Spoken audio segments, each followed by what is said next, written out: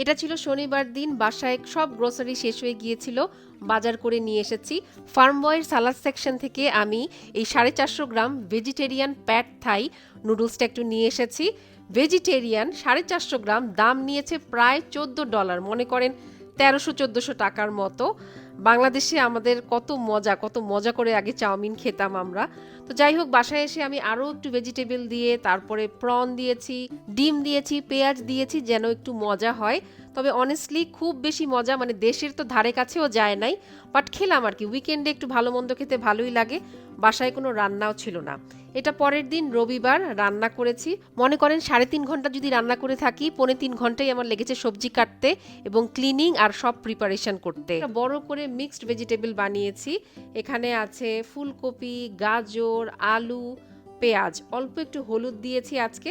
Usually ভাজিতে আমরা কখনো কোনো রকমের মশলা, আদা রসুন পেস্ট ব্যবহার করি না। এখানে আমি রান্না করেছি আরেকটা সবজি, আজকে আমার সবজি ডে।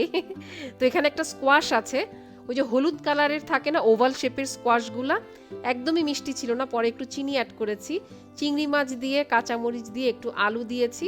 এখানে আমি একটু কালো জিরার ফোড়ন দিয়েছি। মিষ্টি কুমড়াতে ইদানিং আমার কালো জিরার ফোড়নে চিংড়ি মাছ আলু দিয়ে রান্না করতে বেশ ভালো লাগে। এখানে আমি কয়েক টুকরা আইড় মাছ রান্না করেছি আলু টমেটো দিয়ে, একটু হালকা ঝাল করে, এবং নামানোর আগে একটু জিরার গুঁড়োও দিয়ে দিয়েছি।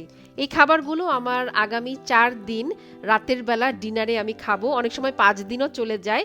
তো আপনি যদি বাল্ক কুকিং করেন, মেক শিওর করবেন যে আপনি এয়ারটাইট বক্সে বা খুব সুন্দর করে ঢেকে ফ্রিজে রাখবেন, এবং প্রতিবার যখন খাবারটা বের করবেন আপনি ফ্রেশ চামচ ব্যবহার করবেন এবং সুন্দর করে গরম করে খাবারটা খাবেন।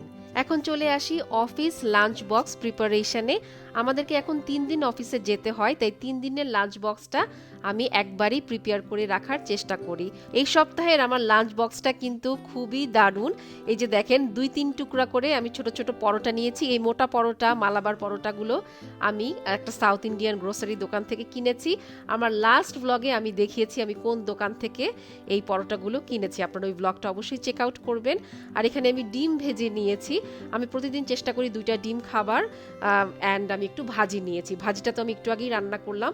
আর সকালে ব্রেকফাস্টের জন্য এখানে আমি একটু ওভারনাইট সোকড ওটস বোল নিয়েছি। তো এখানে দুধ আছে, দই আছে, তারপরে খেজুর আছে, ফ্রুটস আছে, চিয়া সিড আছে। তো আপনারা যদি এইটার রেসিপি জানতে চান, কোয়ান্টিটি সহ জানতে চান, অবশ্যই জানাবেন। এটা আমার রিসেন্ট ফেভারিট। এত ভালো লাগে সকালবেলা এই ওটস বোলটা খেলে। গরমের দিনে সকালবেলা এই ঠান্ডা ঠান্ডা ওটসের ব্রেকফাস্ট বোলটা আমার খুবই এখন ফেভারিট। তো আপনারাও ট্রাই